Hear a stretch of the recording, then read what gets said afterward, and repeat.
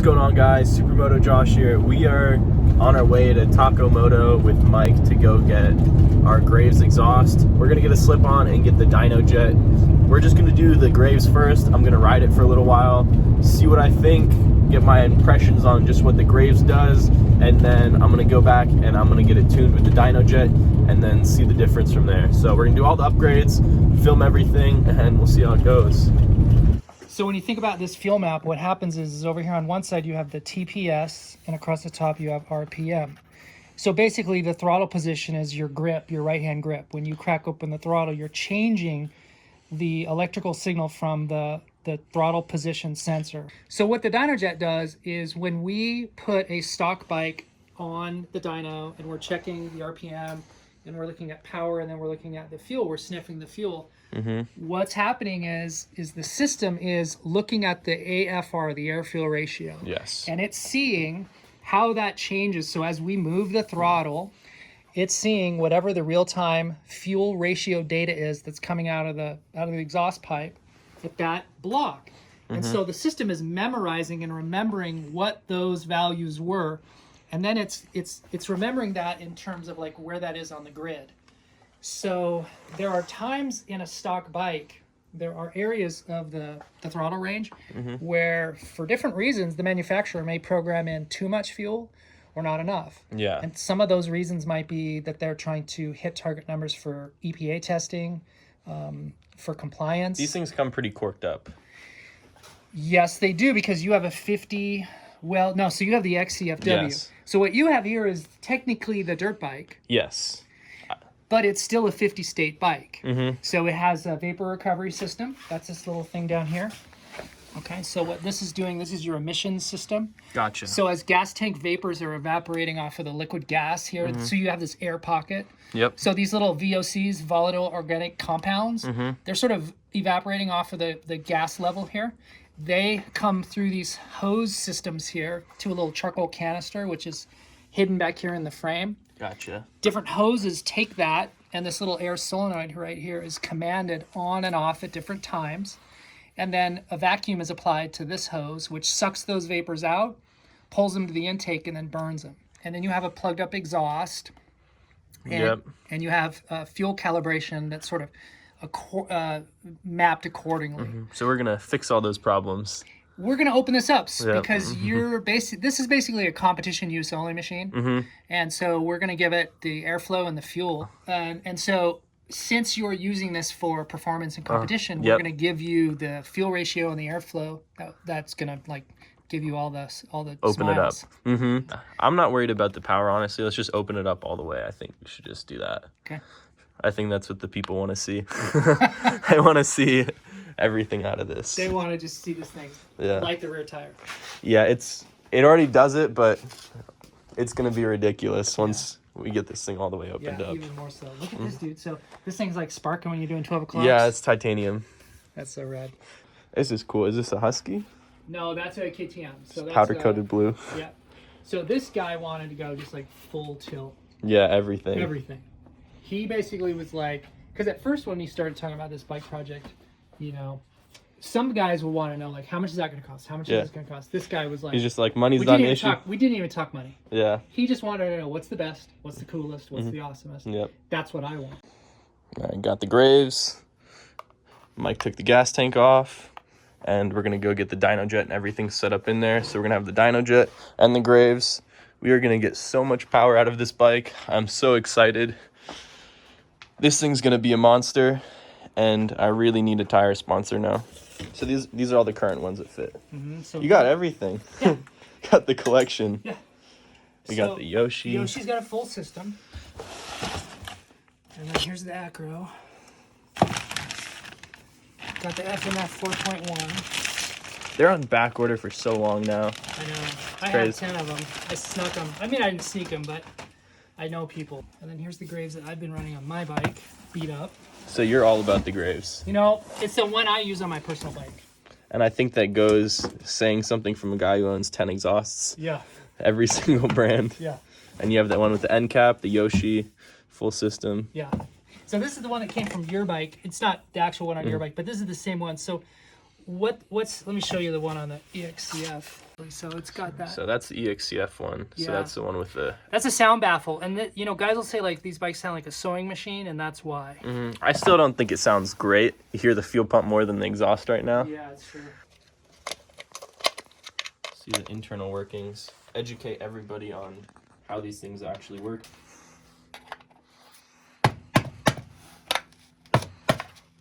It's like more than 5% better than any of the other ones. Really? They're all really close to each other.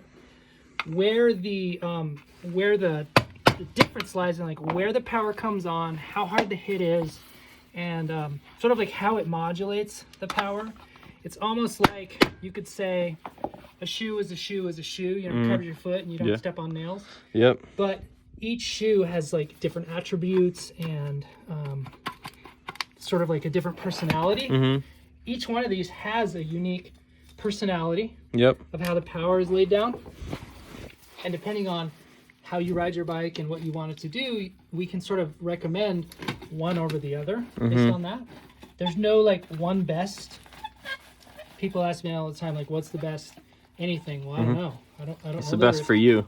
What's the best for you? What are you going to do with it? Ooh, that's fiberglass. Yeah.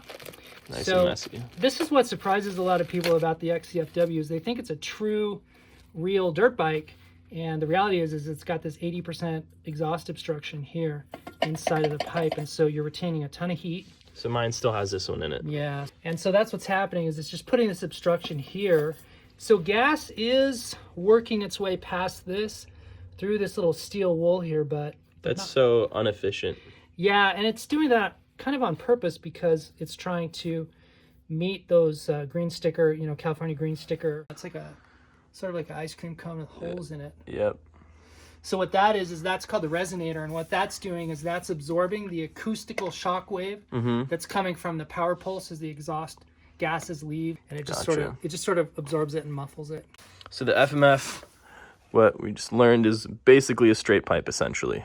Yeah, so the gases have no acoustical obstruction, and then there's just no physical impediment, so it's not a restricted pipe. Yeah. And so if you take a look at some of the pipes here, you can see that the shapes are quite different. Like the Graves is significantly more oval than the FMF. The FMF is smaller in all of its dimensions, but it's not as oval, and so it doesn't have the acoustical resonance chamber like the Graves does. What the Graves is trying to do is to be a pipe that amplifies and accentuates all of the power through the entire band, the entire throttle sweep. Yep. The FMF is really tuned more specifically for like mid to top end.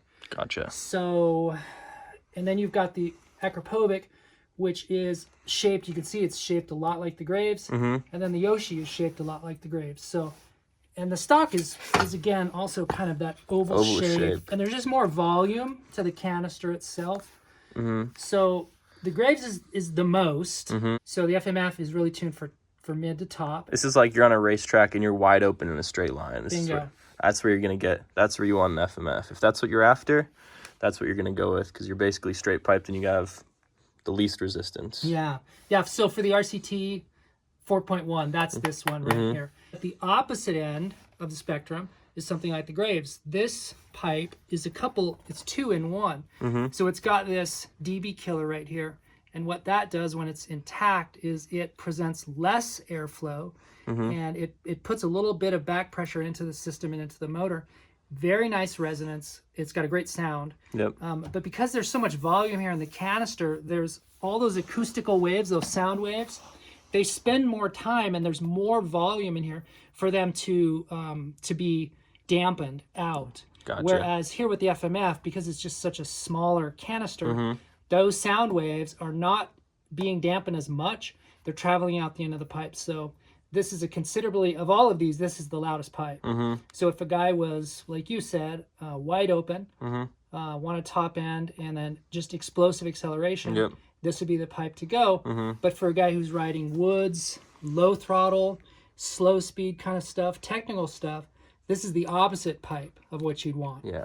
I like my bottom end all around personally. Like, I like to have a bike that can do everything. And I feel like for the little bit that you might even lose at the top, having something like that might not be worth it compared to having a Graves where you get everything. Gotcha. And that happens a lot. There's a lot of places in the fuel map where the stock fuel is a little too rich. And then where it's too lean in one of those boxes, then it's going to add fuel. And some of these bikes, it's adding up to 50% fuel. So way too much. It's significant how lean the stock bike was in certain areas of the RPM, because we have to add 50% more. Mm-hmm. And then in some areas of the map, it's too lean, there's too much fuel, and so we're pulling it away.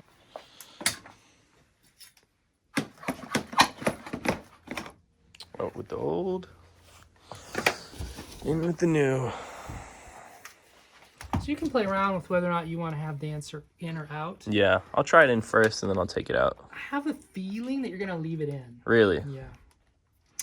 Yeah, and the reason is because when it's removed, you have like a straight pipe and the exhaust flows out too quickly. Mm-hmm. And so it just revs through the power super fast. Gotcha. You want a slower build. You need power that's like, you don't need I want torque. You need torque, but you also don't want peaky torque. You don't want it to go from like idle to full. No, I don't. You want it to ramp, and you want to be able to predict the power. Gotcha. And I think having this in is going to be more predictable. Yeah, I think so.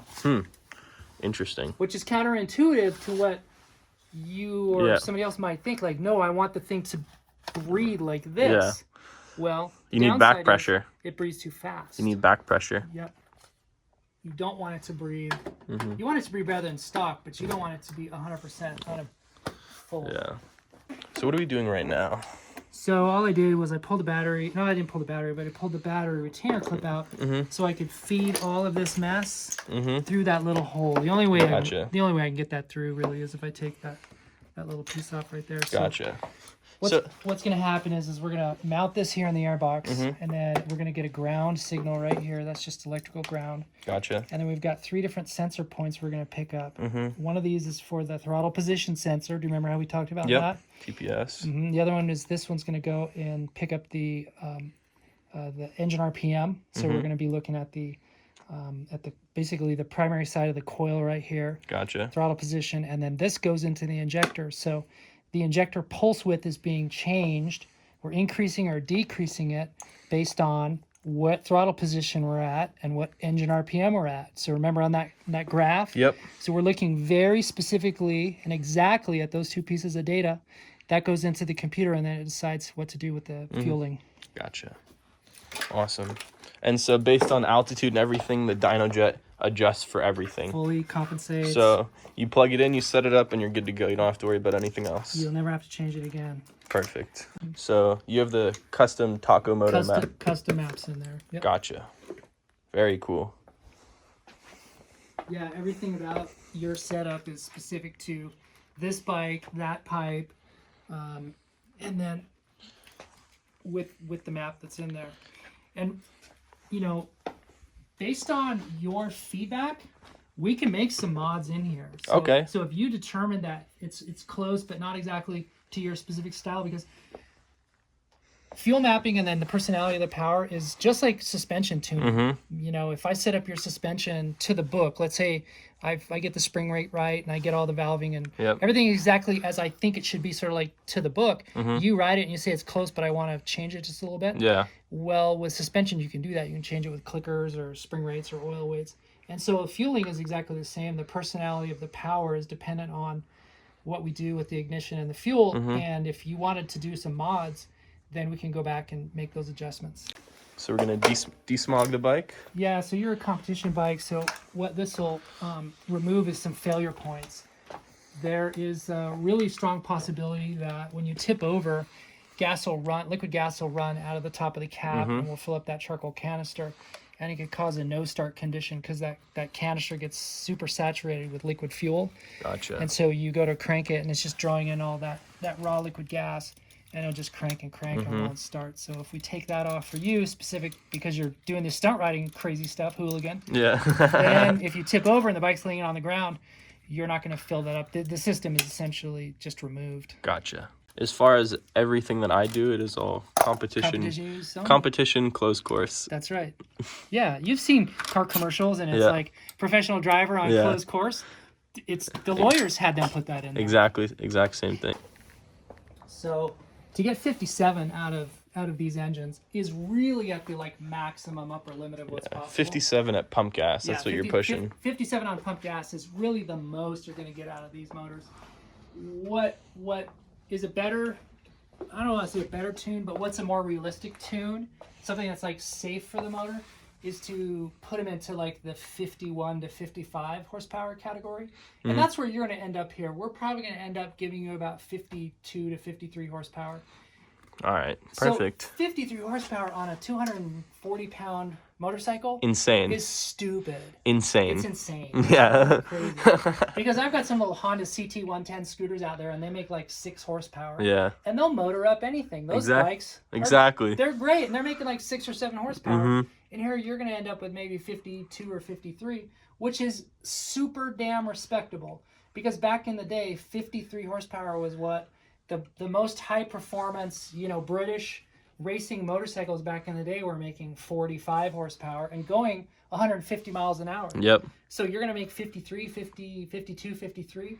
That's more than you need. Mm-hmm. And that's just mad nuts. Yeah. And it's also super safe power. You can run pump gas. Usable power. Very usable, very trackable, very linear. And you can run pump gas and you're not doing any damage to the engine, to the top end, and the durability is protected. So all of that nonsense marketing about like crazy horsepower numbers, I don't get into that. I don't play the like horsepower game. I'm more interested in providing sort of like a setup that gives the specific amount of power and the specific range and way that a rider wants it. What the number ends up being, it kind of ends up being. We'll get you a bike that's very, very rideable, and the number will be what it is. I will tell you this, when you remove, let me have you remove it. Because guys have screwed this up by cross-threading it. Okay, so this is good for people to know. I want you to use, like, this is a Husky brand. I guess that's Home Depot. But that's a nice tool, well-made, and it's not boogered up. Don't be using a Harbor Freight piece of garbage tool because it could very well strip out this bolt right here. And then you're going to have you're going to cry. Yeah. So because it's just got this bolt, you're going to loosen that. And that allows you to remove the silent insert. And when you do, you basically have a straight pipe as opposed to this semi-muffled, reasonable sounding machine. And this pipe, like we talked about, it preserves this DB killer. It preserves the low end really well. You really get the option with this pipe. If you're not sure exactly what you want, you can have this and you have either option whenever you'd like. Opposed to if you decide to go with an FMF where you just want the top end wide open power, that will do it exactly what you want, but you lose the option that you have with the Graves. Perfect. So that's what you're looking with. And that's not really even very restrictive at all. It's not. There are other pipes. I mean, your stock pipe has less probably airflow than that. But you can see how freaking wide open. Yeah, this is huge. That's massive. That's a cannon. Yeah, so that's all your sound and all that raw power. And so now if you want that pipe to give you mid to top range without this in there, that's exactly what you have, like a full supermoto race pipe. And then with the riding you're doing, with the off-road riding that I do, I run it with the insert, the DB killer in all the time.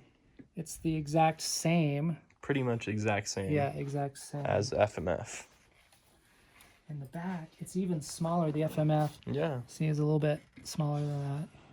So you really do get the best of both worlds. And it is still a full titanium exhaust with the carbon tip, so no complaints here. Yeah, and they don't cheat either, so they don't use aluminum as far as the top brackets. All of the brackets, all of the fixtures, everything inside this pipe is all titanium. Other pipes, you'll see that maybe have exotic materials. They kind of fudge it a little bit and then use like aluminum brackets, where Graves is using titanium everywhere. Gotcha. So when you put this thing back in, here's the only thing that you really need to pay attention to not cross thread that bolt, because you'll be in a world of hurt. What you want to do is align this thing and let it find the drop center for the bolt. And should just go in easily. Yeah, and what I like to do is take something like a jeweler's screwdriver and then turn it and get in there if you can and hold the threads. Oh, yeah. So that you can get a new bite to it as you're trying to find the bite point of that. Gotcha.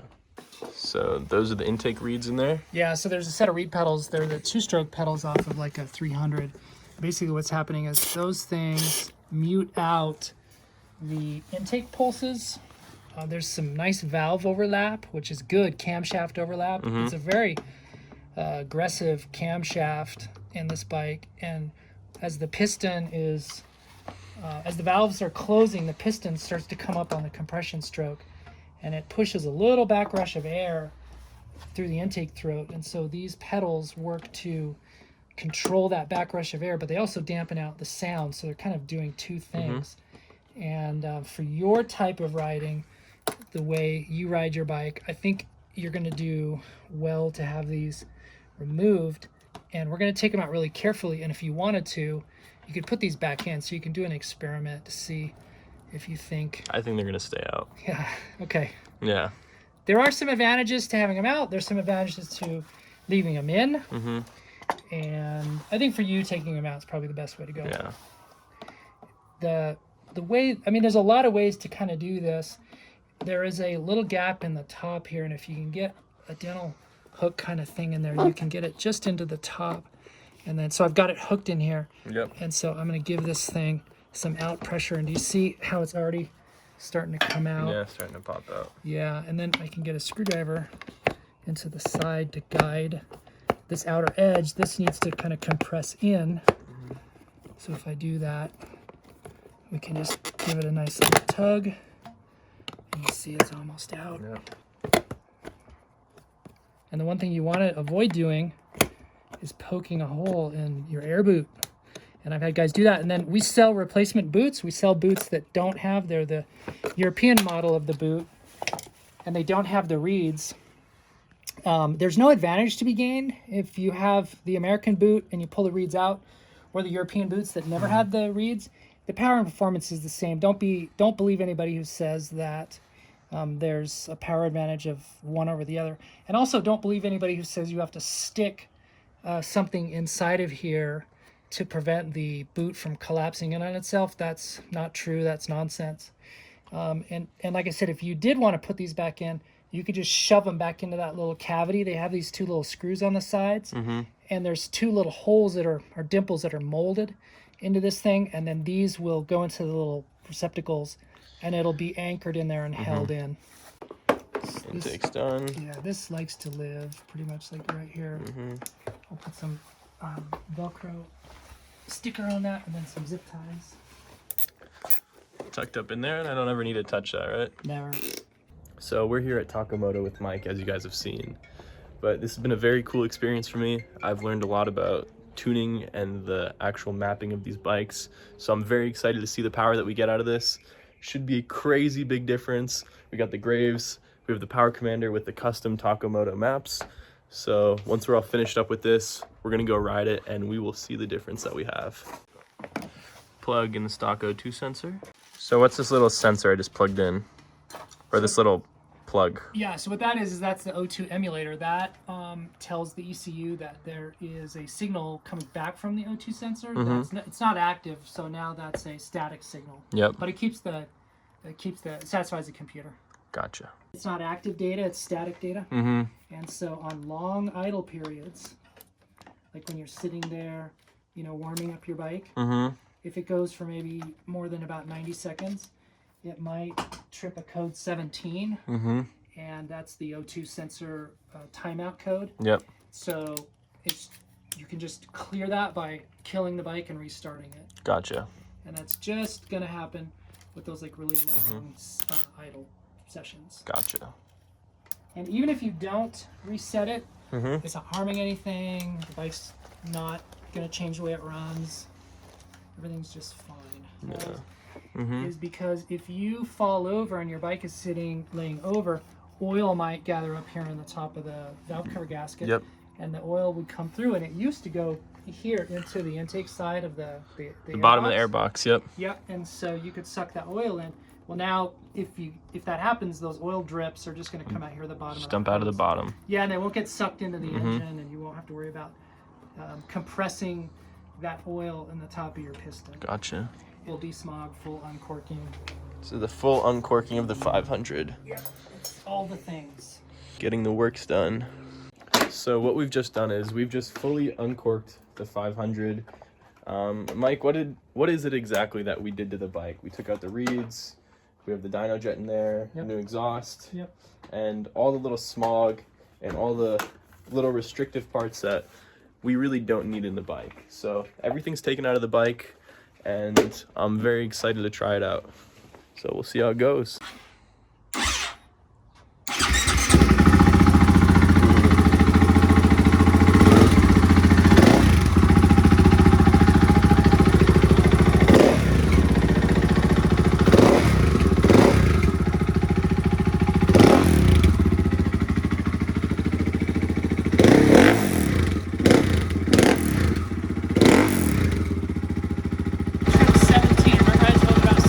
Yep.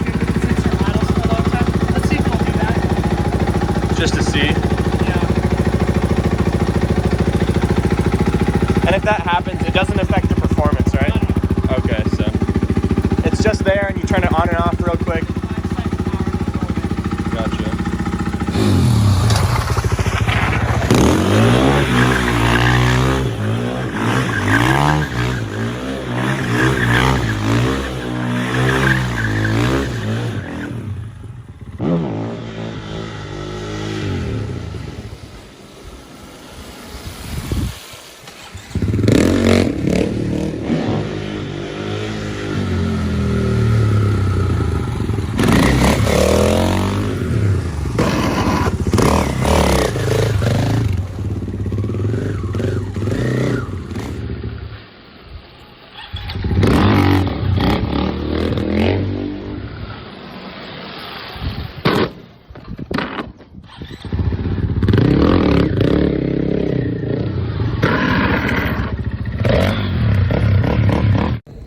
All right, I just rode it around the block. Oh my God. There is so much torque at the bottom end. It literally takes nothing to bring this thing up. Huge thank you to Mike Takamoto helping me out. This thing is an absolute monster. Tomorrow I'm gonna go ride it and I'll show you everything that this thing's got. But seriously, please go check out Mike at Takamoto. He knows everything for your KTM, anything you could ever imagine, any question you have, he's the guy to go to. So please like, comment, subscribe, and I will catch you guys tomorrow for this.